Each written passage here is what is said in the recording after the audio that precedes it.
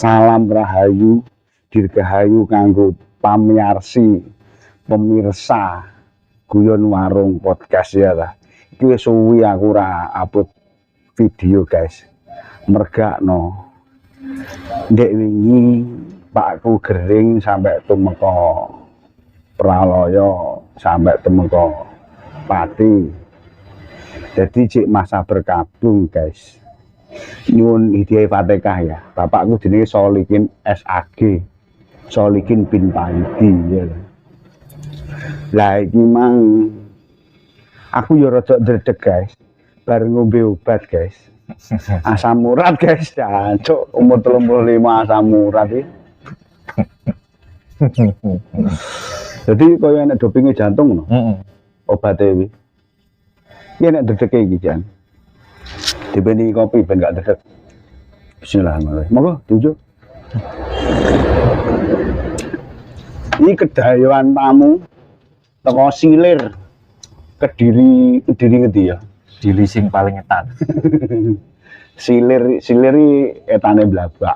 Ini Blabak. Silir iki kecamatan Blabak. Silir Kecamatan Wates. Oh, Silir mlebu Wates. Berarti Wates kulon dhewe. Wates sing kulon dhewe. Perbatasan kota. Iki bolo SMA 7 Kediri, lulusan tahun 2017 ya awake ya. SMA itu 2007. Lulusan 2007. Kebetulan dia sarjana hukum jenenge Mas Bondan. Apa Kang Bondan. Jomblo, guys, kaya aku, guys. Golek bojo apa wis? Bung Bondan. Wah, Bung Bondan iya, Bung. Iki mang sing kedua, guys.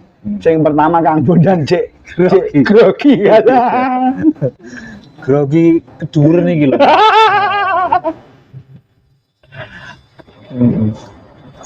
Piye Kang Mas? Kabare sampean piye? Enek keresahan apa?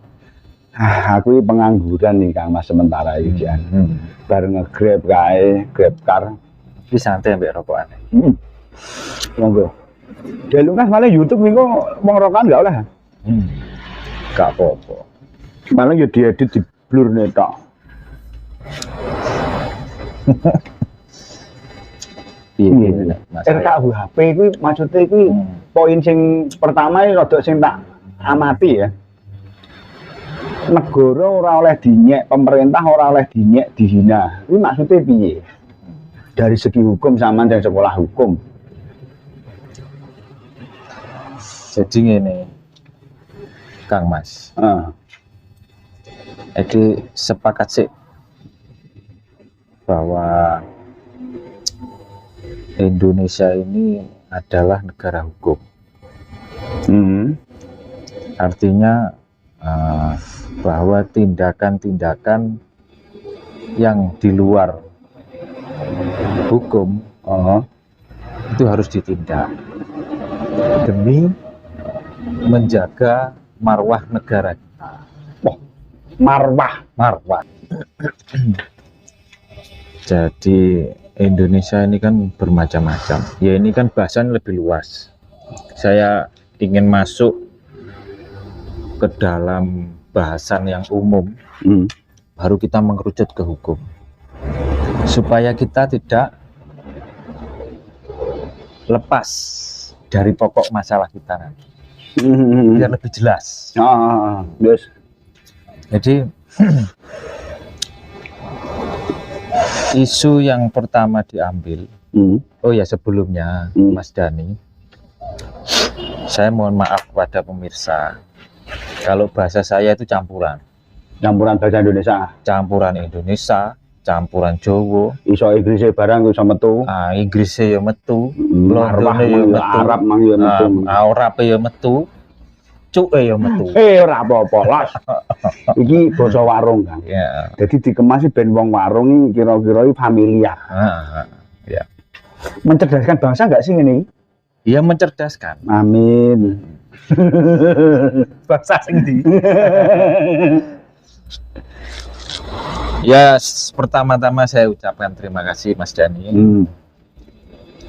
Ya, mempercayakan saya untuk berdiskusi. Ya, sebenarnya ini bukan soal ajang siapa yang benar, tapi bebarengan golek sing luwih becik, yang terbaik. Masih saya ini sarjana hukum, saya masuk hukum itu tahun 2007. Saya masuk hukum tahun 2007. Pertanyaan Mas Dani, Gus Dani, saya ingin bercerita sedikit, ya kan, soal perjuangan saya. Jadi seperti ini. Motivasimu nyapa melu sarjana hukum Ya, gimana? nanti kan saya ceritakan. Jadi seperti ini. Saya anak pertama dari ketiga bersaudara. Latar belakang saya itu orang desa. Memang saya kehidupan sehari-hari itu di desa Silir. Kebetulan ibu saya asli sana. Tapi bapak saya itu bukan orang Silir. Ibumu Bumi Putra Silir, bapakmu dudu. Iya. Bapak saya itu aslinya orang Krian, Sidoarjo. Kenal di Malang, menikah, terus mempunyai 3 anak. Saya yang pertama. Dari perjalanan singkat itu, singkat kata, saya kuliah ke Brawijaya, ke Brawijaya Malang. Ya. Tapi saya tidak ngambil hukum sebenarnya. Saya ngambil teknik sipil. Berarti transfer yang hukum ke teknik sipil? Enggak. Jadi ada 2 pilihan pada waktu itu. SBMP itu. Kita bisa masuk pilihan pertama teknik sipil, yang kedua hukum. Lah kebetulan yang teknik sipil saya tidak masuk. Akhirnya saya diterima di hukum. Nah, ketika saya masuk hukum, saya juga masih setengah hati. Karena apa ya? Karena latar belakang orang tua saya itu seni, ibu saya seni, bapak saya orang insinyur teknik. Jadi pemikirannya itu teknis sekali. Terus kulino teknis suwi soalnya. Iya, karena dari kecil saya sudah dididik secara teknis. Nah, pada akhirnya ketika saya masuk hukum, ini adalah hal yang baru. Nah, baru saya mulai concern ke hukum ketika orang tua saya, bapak saya mempunyai masalah hukum. Motivasimu naik kono? Iya, itu terjadi pada semester 2. Ketika beliau dulu menjabat sebagai Direktur Utama PDAM Kabupaten Kediri.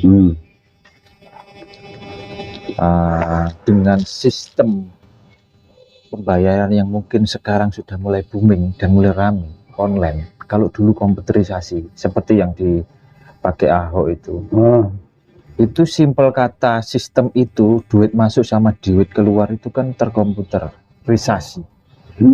Artinya kan terbaca oleh komputer, terdata, tidak bisa diakali, ya kan. Nah, ketika margin keuntungan sama operasional itu sudah masuk ke dalam data, akhirnya banyak saya lihat di situ teman-teman yang lain nggak bisa nyeper istilahnya.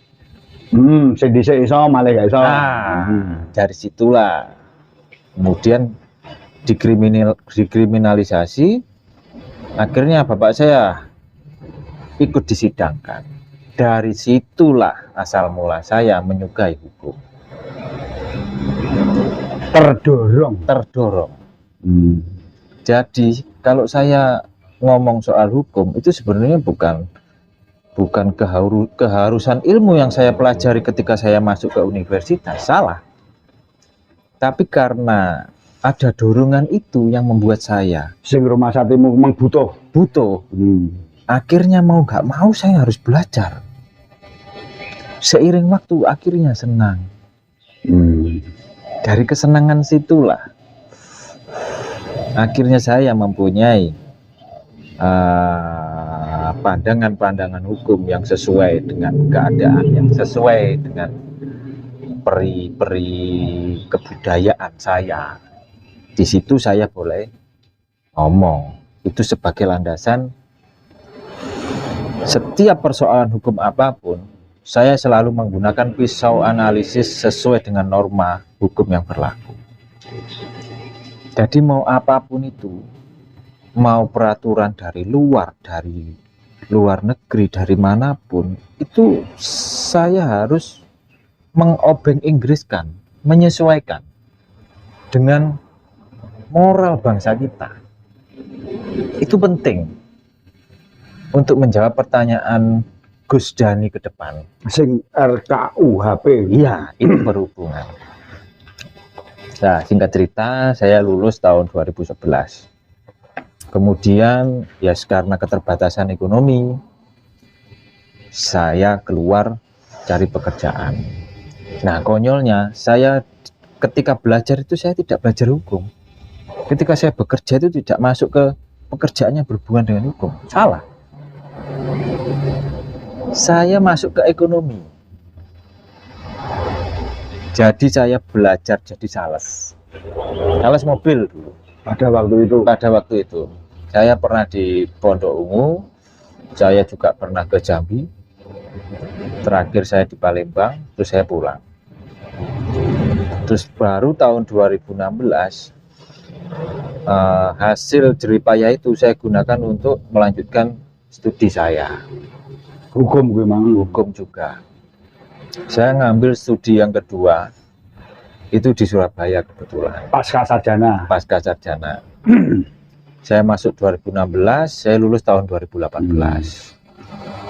Nah, di situ ternyata Berarti ki MHum iki kan ya. MH. Oh, duduk hum ya. Bukan. Lek humaniora ya. Iya. Sorry. MH itu magister hukum. Nah, ketika saya masuk ke Surabaya, ke UNED, concern kuliah saya itu sebenarnya ke perdata, hubungan privat seseorang, perdata, perikatan, duduk pidana, bisnis, bukan. Concern saya seperti itu. Jadi memang saya tekuni pendidikan ini untuk ke ranah perdata. Karena jujur, terus terang saya untuk ngurusi pidana itu orang yang harus kita bela itu kan macam-macam. Iya. Ya mulai dari semuanya kan bersifat kriminal, kebanyakan seperti itu. Nah, oleh pidana kan.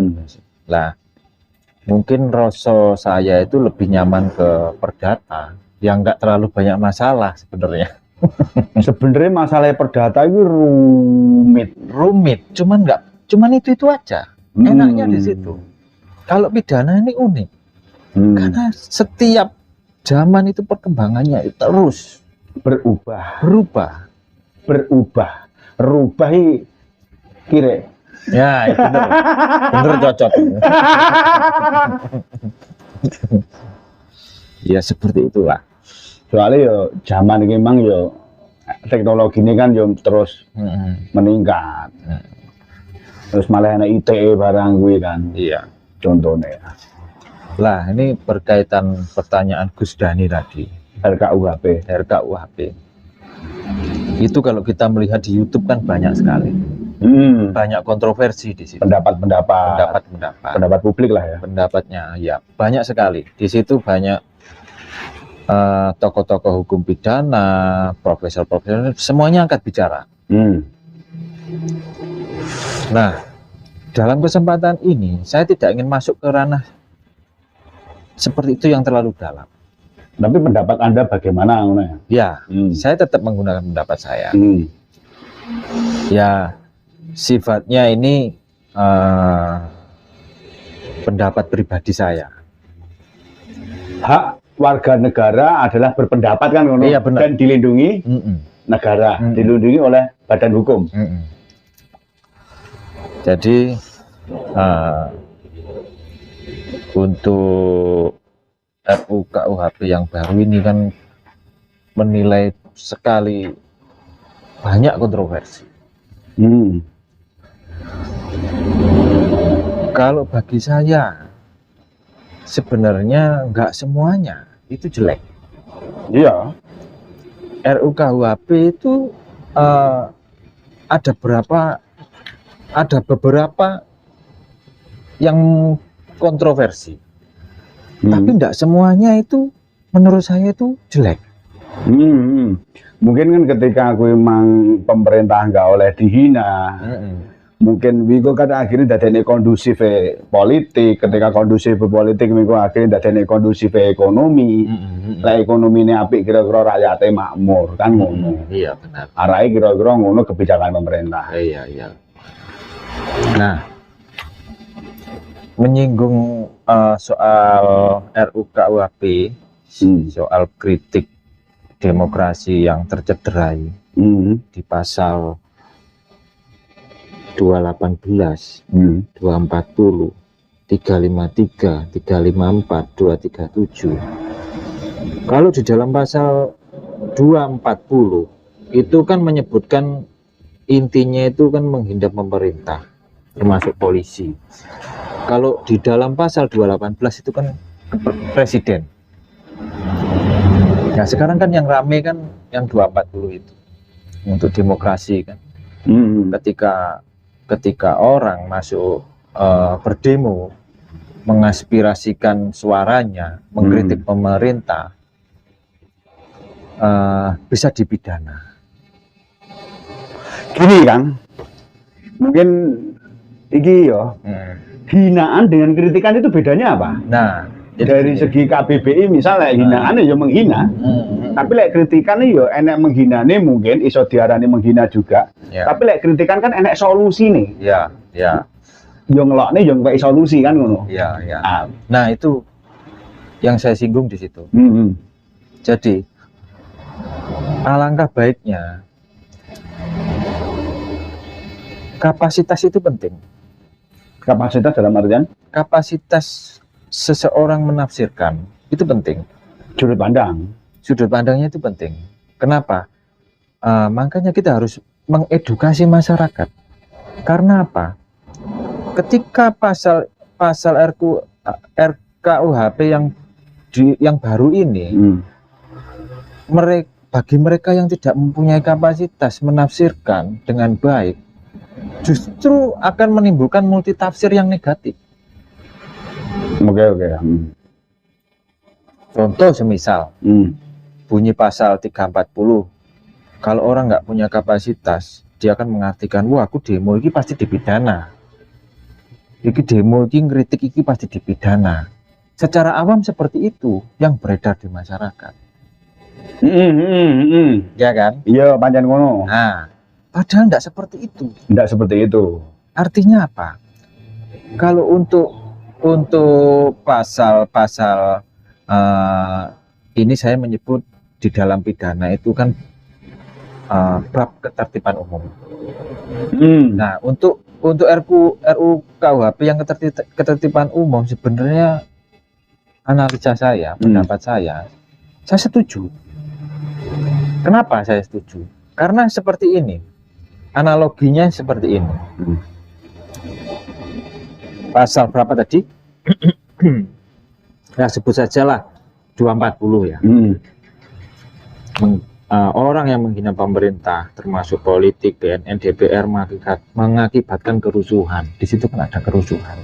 Nah, maksudnya itu seperti ini. Hukum pidana itu kan sebenarnya yang dilindungi itu ada 3 aspek. Aspek yang pertama itu adalah ketertiban umum, ya kan. Yang kedua itu adalah simbol negara. Yang ketiga itu masyarakat secara umum. Itu sama porsinya. Porsinya itu sama. Artinya apa? Hukum pidana itu mengatur ketika ada bentrokan hak antara manusia satu dengan manusia lain. Negara hadir di situ. Untuk menjadi penengah. Untuk sebagai solusi di situ. Kenapa banyak-banyak pasal di situ kan sebenarnya kan sifatnya kan menghukum kalau pidana. Iya. Nah, kalau di dalam hukum kolonial kita, Iya, soalnya kan hukum undang-undangnya media cek mambu anu oleh warisan kau masa iya, kolonial ya, masa kolonial. Belanda. Jadi sifat menghukum itu kan sebagai musuh. Artinya apa? Ya musuh jajahan kita. Jadi ada hak-hak yang di situ dilanggar. Kalau itu memang itu yang diperjuangkan, saya sepakat. Karena apa? Secara periodik, secara zaman kita sudah berbeda. Musuh kita bukan penjajahan lagi, tapi bangsa kita sendiri. Iya. Makanya di situ di awal tadi saya menyebutkan, sebelum kita masuk ke ranah yang lebih dalam, kita harus sepakat dulu ini bahwa dasar negara kita ini adalah Pancasila, sesuai dengan Undang-Undang Dasar 45. Baru yang bawahnya itu harus mengikuti yang atas. Ketika aturan-aturan bawah itu tidak sesuai, ditarik ke atas, nyantol, ya itu harus yang dirubah. Iku iso nyantol pasal sing iki mang ya keadilan sosial bagi seluruh rakyat Indonesia. Nah, salah satunya seperti itu. Makanya sebagai analisis saya, itu ya Undang-Undang Dasar sama Pancasila. Itu tujuan kita. Pancasila itu tujuan. Sebenarnya ya. Iya, tujuan memang harus tujuan. Dasar panca itu 5, sila itu dasar. Nah, duduk bersila kan berarti nunggu nek ngisor. Iya, benar. Basa Sanskerta guys. Iya. Nah, ketika sini saya ambil contoh tadi yang pasal soal ketertiban umum. Kan saya baca itu di dalam 340 itu menyebutkan ada kerusuhan, ditimbulkan kerusuhan.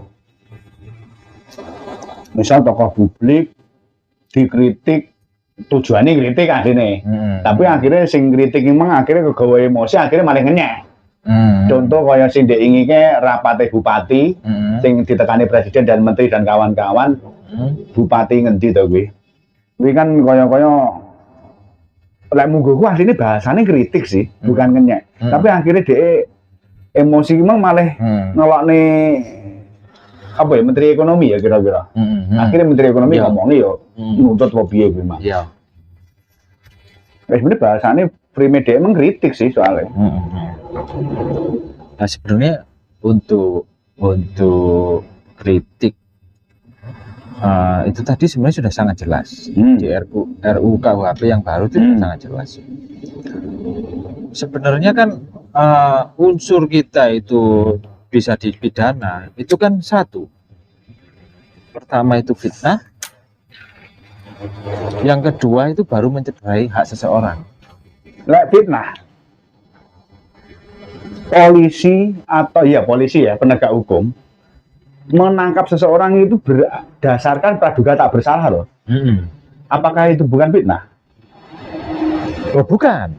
Itu lain. Praduga tak bersalah bukan fitnah ya? Bukan. Okay. Jadi gini, kalau yang Gus Daniel maksud itu praduga bersalah, itu lain. Jadi maksudnya seperti ini. Asas praduga tak bersalah atau presumption of innocence itu artinya apa? Saya contohkan seperti ini. Ketika you nyuri karung berisi beras, you ketangkep. Lah terus polisi menangkap you, itu harus menggunakan asas itu. Praduga tak bersalah. Praduga tak bersalah. Karena apa? Karena belum tentu orang yang mencuri itu you. Belum tentu juga. Urung enak penyelidikan yang lebih dalam. Iya. Belum tentu juga you melakukan tindak pidana.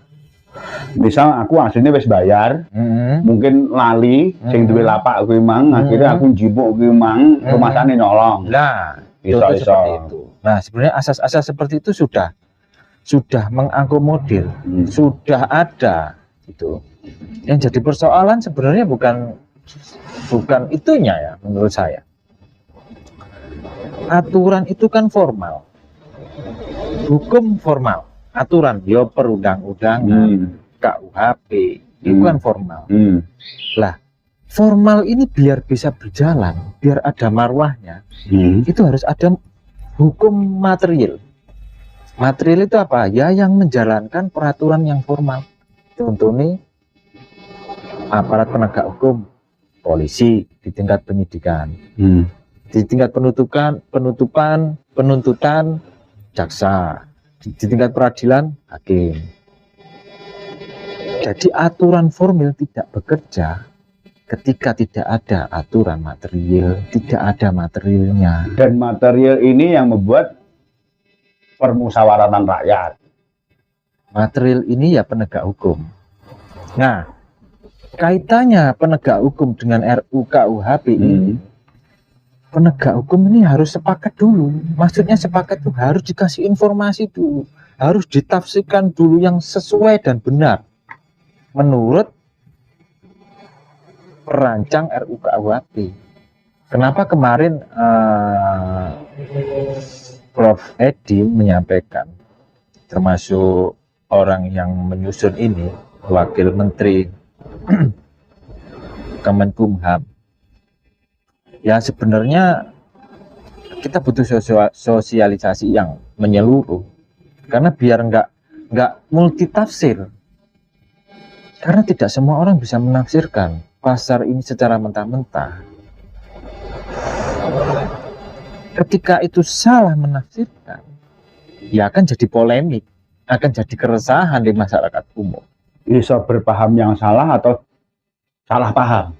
Ya, seperti itu. Akhirnya jadi timbul masalah baru. Ya mungkin ini sebagian orang mengkritik RUU ini disahkan secara buru-buru, memang seperti itu, mungkin ada keresahan seperti itu. Kesannya terlalu buru-buru kesannya. Sebenarnya nggak semuanya kok. Kalau menurut saya itu nggak semuanya itu jelek. Dhisik ki rumah satu wis enak lho Kang pasal iki. Cuma dhisik iki enggak iki, enggak segenah iki. Lah contoh misal tadi bab ketertiban umum 340 tadi. Di situ menyebutkan bahwa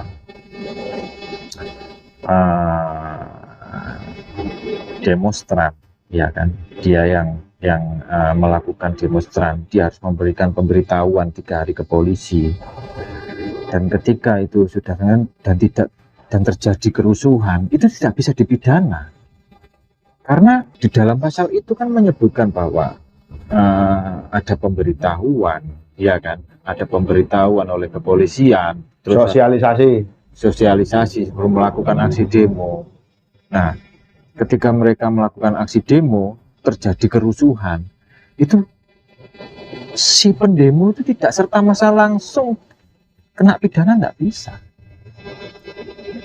Di dalam pasal itu tidak seperti itu. Saya menyebut nggak seperti itu. Ini ngebalnya pendemo ya, lebih dari 40 orang itu dikatakan massa kan, kan? Ketika massa itu pasalnya kan ya beda. Misal kayak geng motor nek wong 20 ngacang-ngacang apa ngono. Ini kan nggak kena diarani massa. Nah, itu lain. Lain ya. Kalau seperti itu artinya wis pidana jelas. Ada perbuatan melawan hukum di situ. Karena ada hak orang lain yang dilanggar. Ya kan. Nah, yang jadi persoalan ketika mahasiswa melakukan aksi demo, menyampaikan aspirasi, ya kan. Nah, ketika terjadi demo, tiba-tiba ada kerusuhan, anarkis, itu mereka tidak bisa serta-merta langsung dipidana, tidak bisa, tetap nggak bisa. Di dalam pasal itu tidak menyebutkan seperti itu, saya lihat. Soalnya wis dijamin ya kebebasan berpendapat gimana ya Maria. Iya, jadi artinya seperti apa? Sebenarnya itu bagus, itu untuk ketertiban umum, supaya mereka itu biar lebih sesuai dengan tujuannya untuk menyampaikan pendapat. Ya nggak apa-apa, silakan berpendapat. Tapi jangan seolah-olah kita menyampaikan pendapat terus kita dapat melakukan hal-hal yang anarkis. Itu saya nggak sepakat. Akhirnya timbul kerusuhan, satu meletik nanti di sana meletik dicontoh, Akhirnya chaos. chaos. Nah, kita harus mengantisipasi itu juga. Sebenarnya sudah cukup baik, kecuali ada pasal-pasal lain yang menyangkut privat kita, hukum privat kita soal zina dan lain sebagainya, itu bahasan lain. Kalau itu saya tidak sependapat, karena hukum pidana itu bagi saya itu adalah ultimum remedium, itu artinya upaya terakhir. Tidak ada masalah yang Sambil tidak bisa diselesaikan dengan bicara. Nah, Berarti memang pidana kuwi mang lek wis omong-omongan wis gak iso akhirnya pidana maju. kalau memang sudah mentok nggak bisa, ya sudah kita pidana. Ya sekarang kan kadang wong kan macam-macam. Enek sing wangel, enek sing iso. Ya mungkin nek wonge podo sadar terhadap dirinya masing-masing, bisa lah kita selesaikan. Enggak sampai yang ranah hukum. Nah, seperti itu. Nah, kenapa kan? Sebenarnya asas-asas hukum pidana itu kan banyak. Itu yang masyarakat juga harus tahu. Kita nggak perlu takut kok sebenarnya. Kita nggak usah resah terlalu sedemikian rupa. Saya yakin untuk pasal-pasal bab ketertiban umum itu lebih condong kepada produk hukum yang membuat kita lebih tertib ke depan dalam mengaspirasikan keresahan sosial, ekonomi dan budaya terhadap pemerintah. Enggak. Rata-rata lho ya rakyat ki asline ora butuh wae. Negara iki dipimpin sapa wae. Dipimpin koruptor ya ora apa-apa asline. Raja mbedudak kaya ngopo ya ora apa-apa. Sing penting lek golek pangendang, wis golek pangan, sandang, papan memang penak wis rakyat tenang. Itu bang. Iya benar. Artinya kalau demo-demo rata-rata ya pancen yo tumpakan politik. Iya. Ya sebenarnya. Nah, sebenarnya kalau